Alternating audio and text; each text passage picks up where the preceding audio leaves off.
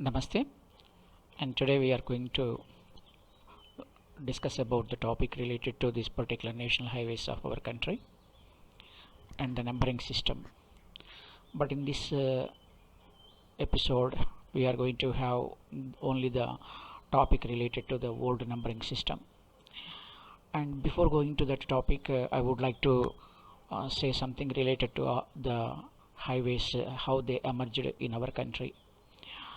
Right from the ancient times, if we observe this particular ancient history, during this time of this particular Mauryan emperors, even Ashoka, the great, like that, whomever we believe and we call, from that time onwards also this highways concept is there in, and it can be found in our Indian history.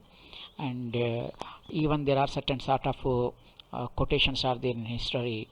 Ashoka planted the trees on the sides of the roads, etc., and he laid the roads towards this particular present day Pakistan Sindh region, like that, and in different ways it is mentioned. And afterwards, gradually, some of the rulers also promoted this particular providing transportation facilities in our country. But due to the very less population and much of the country is covered with the forest or covered under the forest areas, and then afterwards the needs of the people were also very meager. Because of that also they need not to want to, and they did not want to go to some other areas for the particular business purpose, etc. The conditions was very less, the road transportation was also very less. This is also one reason. And only the foreigners attacked on our country, such routes like Khyber Pass, Bolan Pass, like such areas, and at that times they were treated as the roads, like that, for the foreign trade. And now afterwards, gradually, this particular during the time of this particular Mughals tenure, there is a small gap is there in the Mughals tenure during this particular time of Humayun. At that time, the Sur dynasty person called Sher Shah ruled our country. He also laid the roads from this particular New Delhi to this particular Calcutta. These are certain topics we came to know. And it was the moment when Britishers came to India. The Britishers extended this particular road network. Of course, they wanted to loot India. It is not in out of affection, or they didn't want to develop India, just to loot the resources from our country and to send that one. That is called exporting the material to their England. They provided roads, but anyhow, the roads density in country increased, and the Britishers called those roads as the Grand Trunk roads. And this word may be that trunk road may be inspired, that word may be given to the roads basing upon or inspiring upon the trunk of a tree. Just how the roots of a tree collected the nutrients, water, etc., salts, etc., whatever are required for the particular plant growth, etc., what they absorb from the ground, and then from different directions these salts, etc., are accumulated in the bottom of the root, that particular trunk, that is the stem part, and from there onwards up to the branches it goes in one straight area. Then afterwards it diverts to different branches, and then afterwards to leaves, etc., etc. So but the stem part, that trunk part, whatever is there, that particular area will be having so much traffic, like that. So most probably that may be the reason that the roads were called as the trunk roads by the Britishers. And then afterwards these whatever the roads among those also are very very important work, like that it was considered, they were given the name of this particular Grand Trunk roads. In our independent India, we are calling them as the national highways. This is somewhat history of the topic of ours today. And now we are going to have the salient features of our National Highways Authority of India. Now here we are going to have this particular concept. Actually, before this 1988, the roads in national highways, like whatever we are considering, these national highways were maintained and controlled by the Ministry of Road Transport under the Union government. But according to this particular Comptroller and Auditor General COG report, etc., it was felt that a dire need to establish one particular autonomous organization for the national highways. So during the tenure of Sri Rajiv Gandhi as the Prime Minister of our country, at that in the year of 1988, under the section 16(1), the then Parliament passed an act to form one autonomous body which cares about, or which develop, maintain and manage the national highways. And unfortunately, this particular resolution, whatever that act, whatever was passed, resolution passed, and whatever the act was passed, that could not come into reality due to this particular, the very consecutive year in 1989, in the general elections, Rajiv Gandhi lost his power, and there was a certain type of political instability continued, and Janata Dal government came into power, and two prime ministers within the span of 2 years they changed, Mr. This Vishwanath Pratap Singh ji and Chandrasekhar ji. Thereafterwards, again in the year of 1991, then again our country faced another parliament elections, and then afterward in that particular parliament elections, the no party got the thumping majority, and even simple majority also was become a problematic. And at that moment, right from 1991 to 96, India was under the tenure of Mr. Mr. P. Narasimha Rao Garu as the Prime Minister of our country. At the end of his tenure in 1995, on 10th of February, he started this particular National Highway Authority of India, NHAI, an autonomous body. And for that, he appointed Sri Yogendra Narayan, a retired IAS officer, as the chairman. He was the first chairman. And this NHAI was endorsed the duties of developing, maintaining and managing, means management, etc. And as of now, this particular National Highway Authority of India is having 60,000 crores of rupees as its budget in this present financial year 2021 and 22. As on today, this day also, we are in the present financial year 21 and 22, and still some 10 more days are there to complete this financial year. Then afterwards, from 1st April 2022 onwards, we will be having the other financial year 22-23. Now, this particular National Highways Authority of India is being headed by Sri Alka Upadhyaya. These are the topics we have to know about this National Highways Authorities. And now, as I just mentioned, we are going to have the discussion related to this particular old numbering system. And I would like to quote that here, as a matter of time factor and importance, etc., I gave importance only to 9 national highways. Those are numbered number 1 to 9. 1 to 9 highways only. There were so many, but only 1 to 9 highways were mentioned to find out what is the difference between the old numbering system and the new numbering system. Now let's find out the differences between them, etc. But first, in the episode, I am talking about only the old numbering system. How was it? And before going to this numbering system, I repeat the topic. At that moment, before 1980, said that the population was, of course, when compared with the present day, it was very low. That time around 64 crores of population was there, but presently it is 140.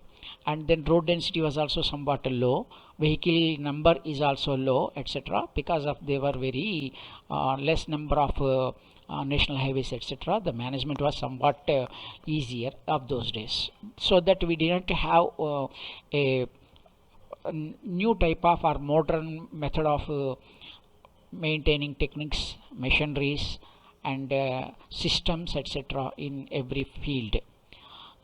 The moment of 1988, like that, if we observe here, we can find out a certain type of ways how the numbering system was present. This numbering system existed up to 2010 and 11, during the period of tenure of that is prime ministership of Sri Manmohan Singh ji. The new numbering system came to India into force in the year of 2010 and 11. Now here we are going to have this particular two different sections of this slide, and on this left hand side we have the India map with certain colored route marks, and then certain historical or landmarks of the certain areas, certain cities and towns, and on the right side you will be having this particular highway numbers and the places or destinations which are connected. Now coming to this first one, here is the first national highway number is there, 1A and 1B, and this is the region, this is the Amritsar region of Punjab, and this route connecting with this Delhi city. 1A is connecting Amritsar with Delhi city, and 1B is connecting from Jammu region, one of the capitals of this particular Jammu and Kashmir, from there that to this particular Delhi city. If we observe this one, and 1B is connecting from this northern part and towards, of course it is from this area, if we observe, it is south, but of course it is the northern part of India. Delhi is northern part, and here it is that it starts from west and traveling towards east. This is the way this number 1 is numbered. And number 2 national highway, it connects Delhi and Kolkata, passing through Delhi and Agra, there afterwards here Lucknow, and next important town is Varanasi or Benares or Kasi, there afterwards Patna, the capital city of Bihar, and then afterwards it connects this particular Kolkata area. This is the national highway number 2.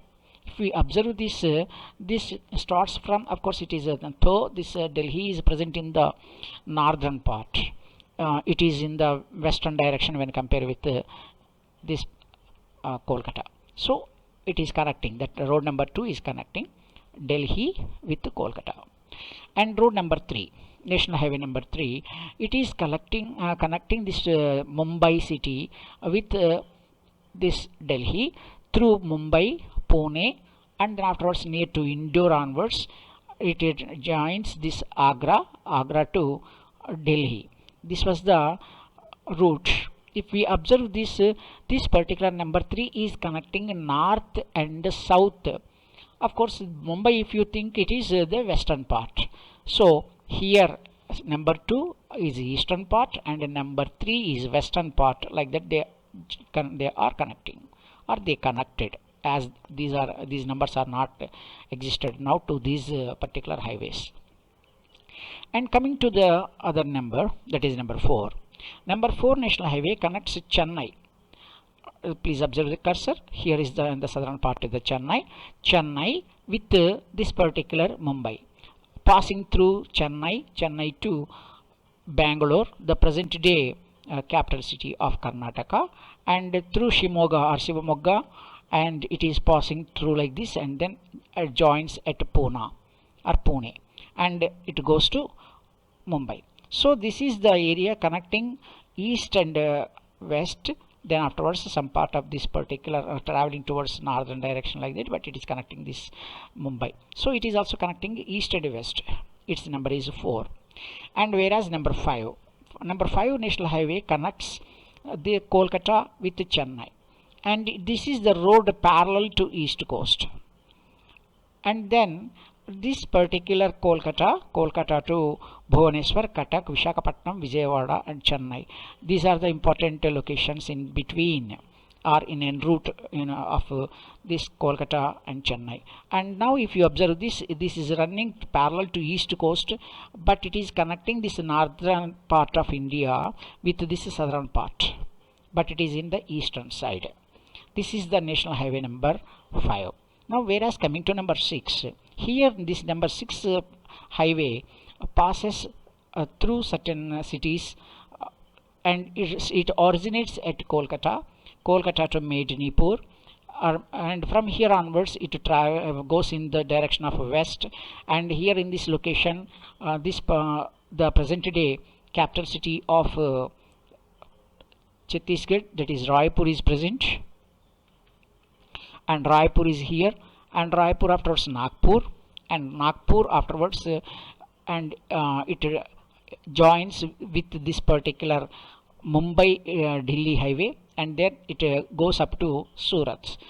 And now if you observe this number 6 highway is connecting eastern part with the western part.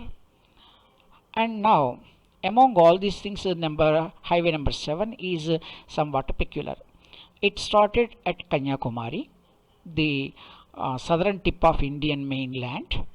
Started from Kanyakumari, traveled towards the northern direction, and passes through Madurai city, and then afterwards it joins with the Chennai and Bangalore highway, and then it travels in that way for some more distance. Afterwards it connects this Bangalore, the capital city of Karnataka, and then afterwards goes towards the northern side and this Hyderabad area.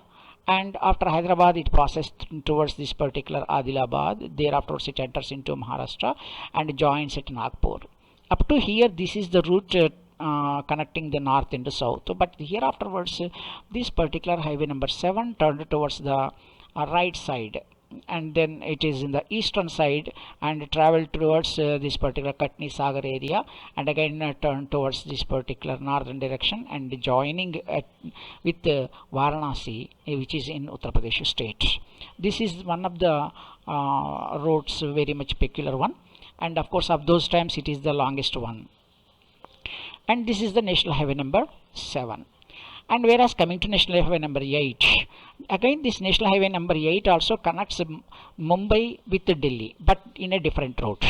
Here from Mumbai it reaches to this Surat area, Surat to Ahmedabad Gandhinagar area, the present capital city of Gujarat state. Thereafterwards this is the area passes towards Jaipur, the capital city of Rajasthan, and enters into Delhi, connects up this NCT, National Capital Territory, with our NCR or NCT of this our country, that is a Delhi city. This is national highway number 8. And coming to the other one, the last one of this episode is national highway number 9. And this national highway number 9 is connecting in the beginning stage it originated from Vijayawada, but afterwards it was extended up to Machilipatnam, which is a port city in Andhra Pradesh. And so we will have the concept like this: started at Machilipatnam and passing through Vijayawada, Hyderabad, and through Sholapur, etc. It joins with the Pune highway, and this is the road from Machilipatnam to Bombay, like it was considered. This is the national highway number 9. If you observe this national highway number 8, it is connecting the western part with the northern part, and then national highway number is connecting 9. This is national highway number 9 is connecting this particular eastern part with the western part. These are the ways how the old numbering system was there. Basically it was dependent upon the traffic that was present at that moment, and it continued for some decades. And this numbering system became very problematic due to the consecutive governments of Manmohan Singh, that is Modi government, etc.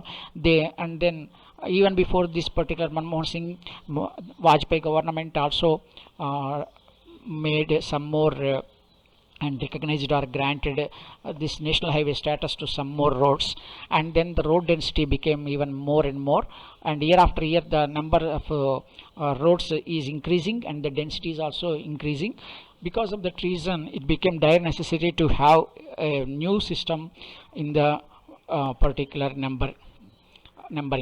And here 2010 onwards national highways have introduced the new numbering system. We will know about them shortly.